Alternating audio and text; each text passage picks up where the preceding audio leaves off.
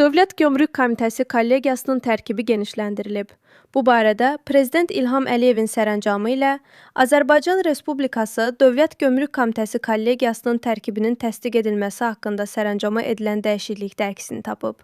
Sərəncama əsasən, Azərbaycan Respublikası Dövlət Gömrük Komitəsi aparatının rəhbəri də siyahıya əlavə edilib.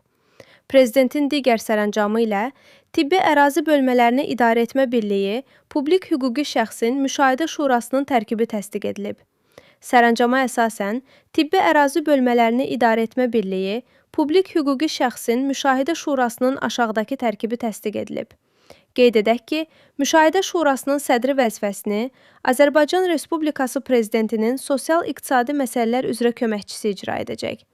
Müşahidə Şurasının üzvləri isə Azərbaycan Respublikası Maliyyə Nazirinin müavini, Azərbaycan Respublikası Səhiyyə Nazirinin müavini, Azərbaycan Respublikası Əmək və Əhalinin Sosial Müdafiəsi Nazirinin müavini və Səhiyyə İşçiləri Həmkarlar İttifaqının sədrindən ibarət olacaq.